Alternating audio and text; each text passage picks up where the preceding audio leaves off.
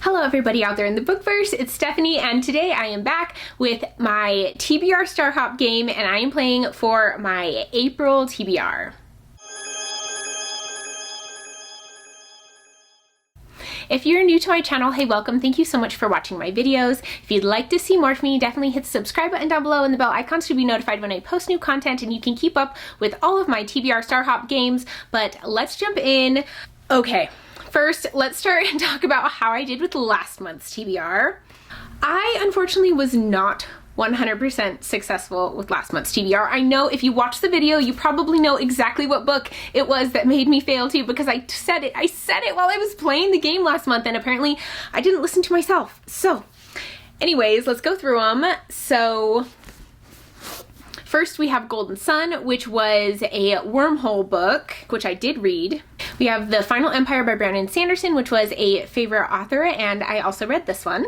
The Midnight Library by Matt Haig, which was a 5-star prediction new release, and I read this one as well. And then we come to the book that we all know is the cause of my failure, and that is Dead House Gates by Steven Erikson. I didn't read it. I didn't even start it. Plus, let's be honest, this doesn't really have red on the cover. It is orange and yellow, so in all reality, I deserved this punishment. I had it coming for not picking an appropriate book.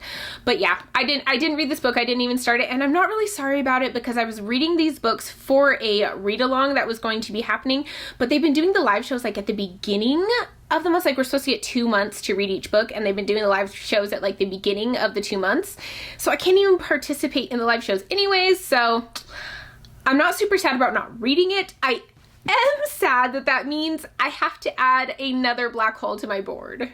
So yeah, I have cut out another black hole piece. I will be adding it to the board, and the way I'm going to decide is I am going to just take how many spaces there are on the board besides the already existing black hole and the final spot, and I am going to use a random number generator, and we are going to generate a number. So I'm going to screen record this, and so you guys can see what number I get. Okay, and generate. Okay.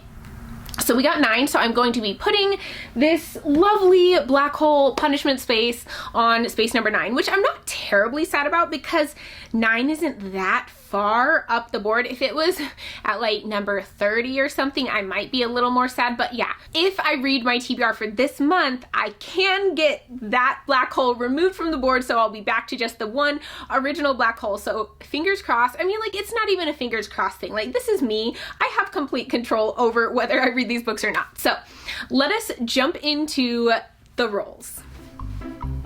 Okay, so for my punishment for not finishing my entire TBR from last month, I have to put another black hole in the number 9 spot because that is what my number generator told me. So, okay, I'm just setting it here for now. We're not going to secure it because I have high hopes that after this month, that is going to be gone. So hopefully this does not become a permanent fixture. So let's jump into roll number 1. Okay, first roll for our April TBR. We get a 4. Not very far, but that is okay. Ooh, okay, so we land on a comet, which is a free space, so I will just get to roll again, and I don't have to pick a book. Roll number 2 is a 9. Glad I didn't get that on my last roll.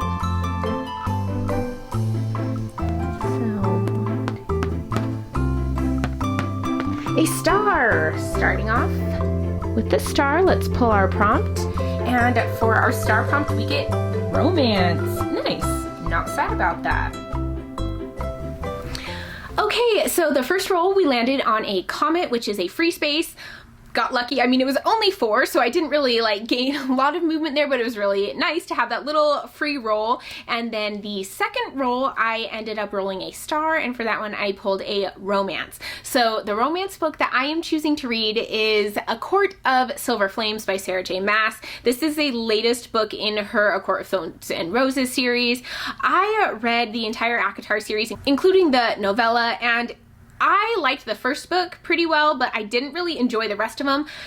I don't know why I'm continuing with it. I hate Nesta. I dislike her as a character, and this book follows Nesta, but I'm gonna do it anyways, apparently. So the series is really a fae romance story, and I am looking forward to seeing where we go with it, but I don't know why I'm doing this to myself. I'm not really that into this story, but I am going to continue. I'm like determined to finish this anyways. Plus, I actually really like listening to these books while I'm working out because they're very easy and I don't really have to focus too much. They're not something that takes a lot of my attention, so I can just audiobook them while I'm working out. So definitely going to be doing it audiobook wise. I know that it's on Scribd, so that is the route I am going to go for my romance pick. Okay, here we go. Let's do rule number 3. 6. Okay. 2, 3, 4, 5, 6. A sun. This is the first sun prompt I think that we have gotten since starting this game. So let's see what it brings us. A book that is over 700 pages. Wow, okay, that's not an easy one, but I think that will work for books that I want to read. I think this is actually going to be a good one. I'm good with it. Okay, so for rule number 3, we got a sun, which is kind of exciting. This is the first sun that I think we've ever gotten in this entire game. Very pumped about that. And the prompt for that was a book over 700 pages, which works great for me because I'm currently taking part in the buddy read of the Live Ship Traders series. And the next book we are going to be reading is Mad Ship by Robin Hobb. This is book 2 in the Live Ship Traders series. The series takes place in this world where there are these ships made of wizard wood, and once 3 generations of a family have died upon their decks, they come to life. And we follow our main family whose wizard wood ship just came to life, and then we also follow like another live ship who has like been not used very well, and he's kind of gone a little mad. So I'm thinking that's what this one is going to be following. I'm hoping, because I really enjoy that live ship's character. And this book is 906 pages, so it is over 700 pages. Definitely fulfills the prompt. I am really looking forward to the series. I absolutely loved the first one in this series. The character work in these books is just phenomenal. The world building is great. I absolutely adore them, and I'm definitely looking forward to continuing with them. Even though this is a super long book, I'm not really worried about putting it on my TBR because I feel very confident that I'm going to read it because I'll enjoy it, I'll be invested, and I'll really love it. Okay, here we are going with rule number 4. 10.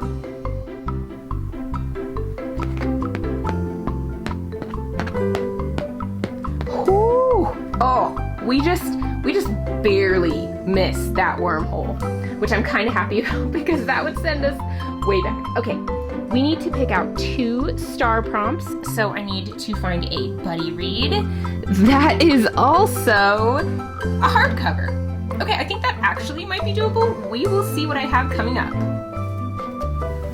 Okay, so for rule number 4, we got a double star, which means I picked 2 prompts and I have to pick one book that fulfills both prompts. And the prompts are hardcover and buddy read. So for this one, I'm going to be going with Age of War by Michael J. Sullivan. This is the 3rd book in the Legends of the First Empire series. The first book is Age of Myth, and this is a buddy read that Jashana is hosting over on her channel, and it is indeed a hardcover. This series takes place in a very primitive world, and on the human side of it at least, and they believe at the beginning that the Frey, kind of like fairy-esque people, are gods, but then a man kills one of them and it kind of turns the tides on it. They realize that humans can kill them and they might not really be gods after all. I really am enjoying the series. I like the characters a lot. The world building is getting a lot more interesting as I get further into it, so I'm definitely looking forward to reading Age of War along with Jashana's buddy read. I'm loving this series. I think Michael J. Sullivan has a great writing style. It's very easily accessible, and it's just interesting, it's entertaining, and it really pulls you into the story, and it's fast-paced, easy to read. So I'm definitely continuing along with this, and I'm loving this buddy read that I've been participating in. Okay, here we are with roll number 5. Could potentially be our last roll, but it is not. No worries.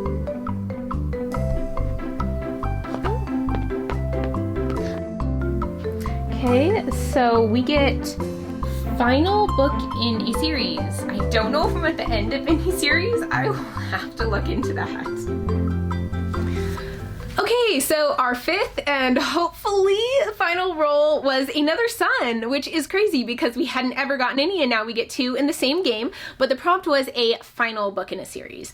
So this prompt can be a little bit hard to fulfill sometimes because I'm not always on the final book in a series or the final one isn't necessarily out. But for this one, it is the final book in a series, but there is a series continuation after that, which I'm not counting. So I'm going with Morningstar by Pierce Brown. This is the final book in the original Red Rising trilogy. I know that there are a couple books that come later on, but that's kind of like Mistborn trilogy is those three books, and then you have like the second era Mistborn, which are their other books. They're different series. So I am counting this as the final book in a series. I am reading this along with the buddy read over on Alan's channel, the Library of Alexandria. So I will link him down below if you want to go check it out. I'm doing a lot of buddy reads for this. I've been able to squeeze quite a few in, and I'm pretty proud of myself for that. But this series is a sci-fi series that follows a man named Darrow. He is what is called a red, so he's kind of the lowest in their society, and he's a miner, but then his wife is killed and he finds out more things about the world. It becomes very expansive. The things that you learn are intense, and these books just get so intense. The politics, the scheming, the backstabbing, the traitors, it's insane how crazy these books get. So I'm definitely looking forward to finishing out the series with Morningstar.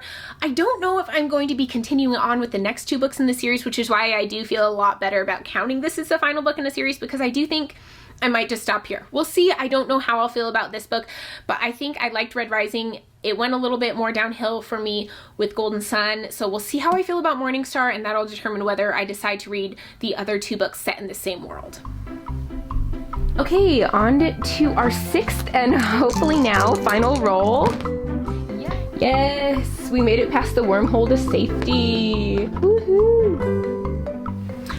Okay, so with 6 rolls, we have made it to the final spot, which means it is time to spin the wheel, which I think is my favorite part of the entire game. I absolutely love spinning the wheel. So the way that the wheel works is I will spin a wheel that I have on my phone that has different prompts on it, and then I have 10 seconds to find a book that fulfills that prompt, or I have to do another prompt. Now, so far I've never had to do another prompt, but we will see. This could be the month. I don't know. Okay, so I'm going to start my screen recording. Here we go. 3. Okay, here goes the spin. I'm a little nervous, guys.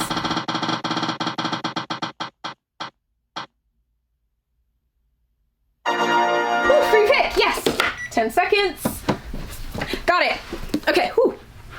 Almost ran into my camera right there. It's gonna go off, but I beat it.